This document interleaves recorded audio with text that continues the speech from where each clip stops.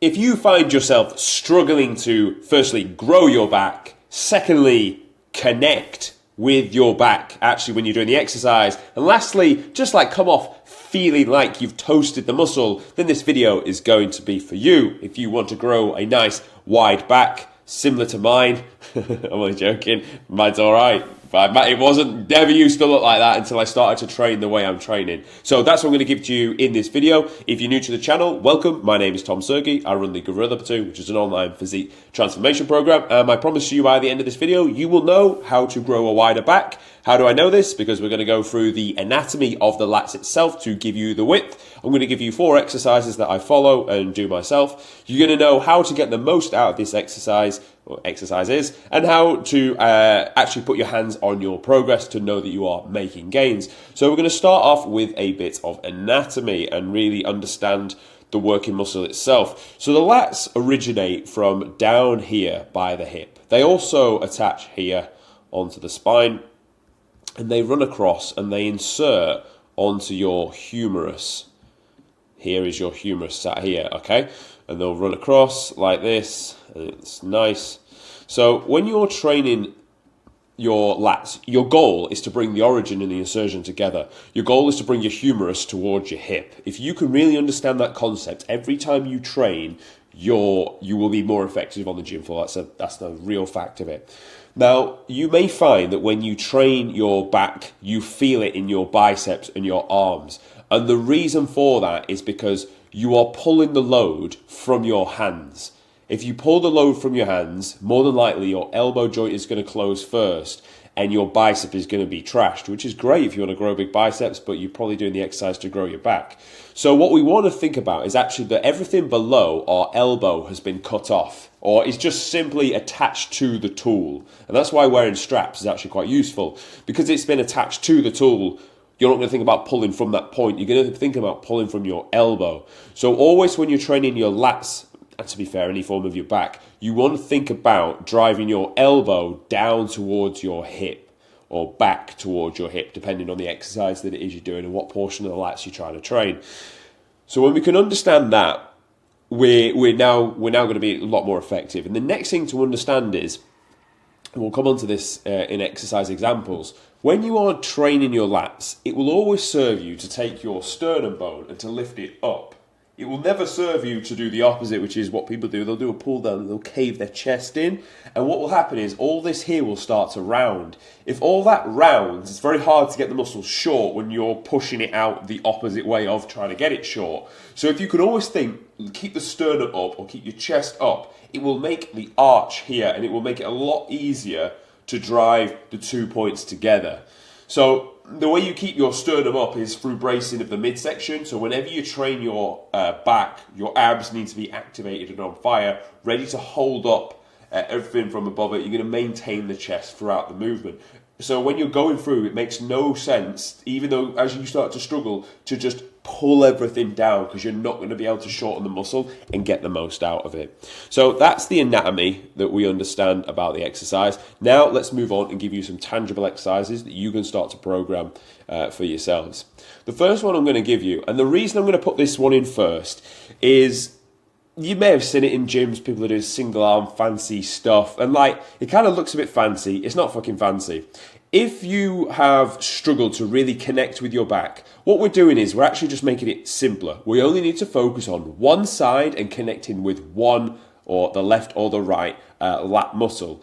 So I know it kind of looks fancy. It's not fucking fancy. It really does just nail down everything we're trying to speak about, which is get your elbow down towards your hip. Take the tension off from the tool. So if you've only got to focus on one side, you're going to be a lot more effective at connecting with the muscle, executing the movement properly, than if you're trying to do 2 at the same time. Like, don't get me wrong, there's a time for that, but if you really want to just get the feel for the lats, I'd be starting with this exercise every time. I personally do start with this exercise every time because I personally connect very well with it. So the way you're going to perform this exercise is you're going to get any form of bench, put it bolt right up, and get as close to underneath the machine as you possibly can, because you want to be thinking about pulling downwards, not pulling down and backwards in a row style fashion. Now this arm here, you're going to drive against the bench, and that's going to support you. Now what I was speaking about earlier, this is the position of the torso you want across all back movements, to be honest. So that way you've taken a slight lean back from the hips, but not drastic, and you've lifted the sternum up to create the arch here. So now as we go through the movement, the goal is just to drag the elbow to the hip. Pause for a second, come back up slow, pause, drag the elbow to the hip. Stretch the lat, shorten the lat. As you come back up, notice where I finish. You don't want to go any higher than that. If you go higher than that, you'll take the tension off the lat and it'll be onto the shoulder and the delt. So keep it down and then drag the elbow back to the hip. And that is the key word here. Drag the elbow to the hip. Do not pull the elbow to the hip. Do not snatch at the movement from your hand here, because your bicep joint, your elbow joint will close up first and you'll toast off your bicep. So start from this point here, drag the elbow to the hip.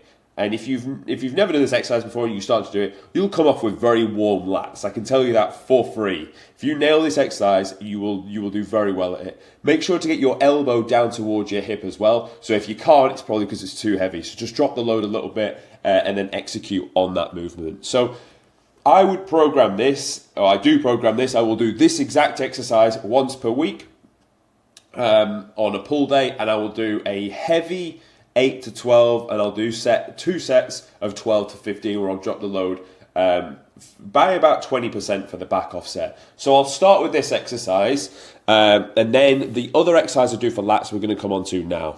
So the next exercise is the beloved lat pull down machine. Now, at this point in the back movement, I'll have done single arm pull down, and I'll have done movements to add thickness to my back. So some cable shrugs and a T-bar row. Then I'm back onto this as my last real back exercise. Now, when you do a lat pull down, what I want you to still focus on is that the width of the grip is quite important. If it's too wide, you're going to struggle to get your elbow all the way down here without the bar meeting your chest too early.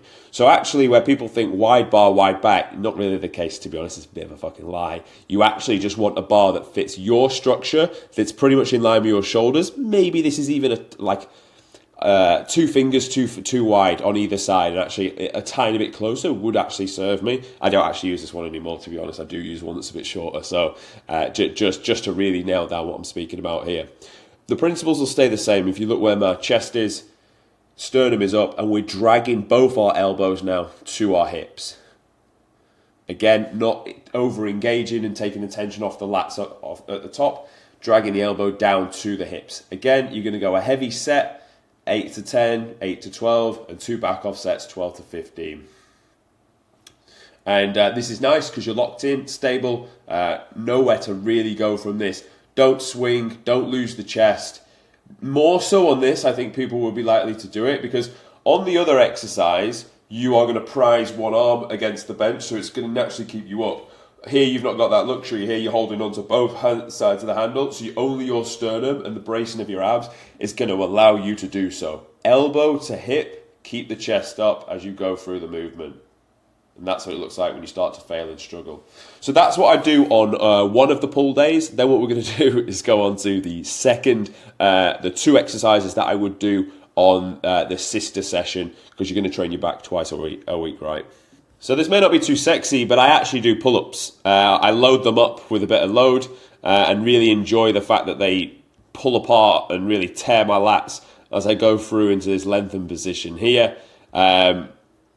A heavy amount of weight, and principles stay the same. I'm going to try and get my chest up towards the bar when I'm doing the movement here. Use a belt, add some load to it, chest to bar, and just keep progressing the way through. Pull-ups are pretty cool, and when you're really good at pull-ups, you actually can throw muscle-ups about quite easy as well. So I do this because it's loadable. I wear straps because my grip will fail if I continue to add more plates, and I just won't be able to get the rep ranges out and won't be able to target the working muscle. Same principle as to why I use grips for the single arm pull down machine as well. So pull-ups is what I put in as one of the main money movers on the other training day, which is chest and back. And yeah, you're going to take it to failure, continue to drive through. Probably a little bit of cheating going on here if you look at my legs, a little bit of movement. If I'm being hypercritical, a little kick out of the air, a bit gay, but it is what it is. Yep, so that's the main exercise we do, finishing with a nice slow eccentric. And then there's one more exercise that we're going to show you for the lower lats. So we are looking now to target this portion here, which if you're always pulling downwards, you're going to hit here first, and you're going to struggle to really get this last bit, or you're going to struggle to put as much tension on this bottom bit. You still will, of course you will, but if you think about it, it makes sense to line up the load and the working muscle together, directly in line with them, to get the most out of it. So let's go into the final exercise for this. So we are going to be doing a single arm lower lat row. Now the way you set this up is very similar to the single arm pull down, but you're going to brace against your knees with your opposite hand. And what you don't want to do with this exercise, you don't want to, as you pull, you don't want to twist with the movement, because at that point you're just going to work your obliques. So same principle applies. Brace the midsection, keep the chest up, and you're just going to think about dragging your elbow backwards. Specifically dragging your elbow down into this back pocket here, and almost picture as you are pulling backwards, you're wrapping your lat back around your spine, and that's what's really going to toast off this exercise. You'll be quite strong on this exercise, so do load it up nice and heavy. Get the pause in the shortened position, pause in the lengthen. Don't take the tension off by coming onto the shoulder, and just continue to wrap the elbow back around the spine. And honestly, I really put this exercise down as to why I've managed to grow a decent set of lower lats. So definitely get and implement this and try it out. So from there, we've looked at the exercises. Now we want to get the most out of the exercises. So let's take, for example, the single arm pull down. The first thing to get the most out of this exercise is going to be the time you spend doing it. So that's time under tension. It's the tempo of the exercise. So you're going to aim to shorten the muscle as quick as possible. 1 second. You're going to pause for a second in that shortened position for 1 second. You're going to come out for 3 seconds, pause for a second here, and repeat the process. So you're looking at about 6 seconds per repetition. Means of progression is building up to this. If you're not lifting like this and you start lifting like this, you're going to see some gains because you're lifting for longer, more tension on the working muscle. The next thing I will tell you is we want to focus on the range of motion and the distance the load is going to travel. So with this, we've standardized, and you want to standardize your tempo to be 6 seconds a rep. You want to standardize where the top of the rep is and where the bottom of the rep is, or the lengthened part and the shortened. So you're going to come here and drag your elbow to your hip. If you're only finishing around here where your elbow is, you're not going to get as much gains as the man that's coming with their elbow all the way to their hip, like obviously. So just look to really nail your tempo and nail your range of motion, and then add load. Because if you have two people, one of them goes fast and also not so far down, and someone that does, you're both going to make progression on the weight. But if someone is also lifting with those two things, he's got two more advantages. He's going to build more muscle than the other guy. So just nail those 2 points first, and the load will come. Of course, you want to train with true intensity, and how you're going to manage that is, as you get towards the back end of the set, the shortened, the concentric part of the rep will start to slow down, as you can see here, compared to the start of the repetition. So they're what you want to nail to get the best out of the exercise. So we've fixed the arm path, bring the origin and insertion together. We've fixed the speed you're going to perform each repetition, longer. The distance you're going to travel is greater, and you know you're going to train to true failure by that last repetition really slowing down. So at that point here, we know we've got the most out of the exercise. And then the last thing to speak about is how much did you progress? So motherfuckers will be like, oh, I'm not progressing, or I just can't seem to feel this exercise, this, that, and the other. And I'll be like, okay, show me.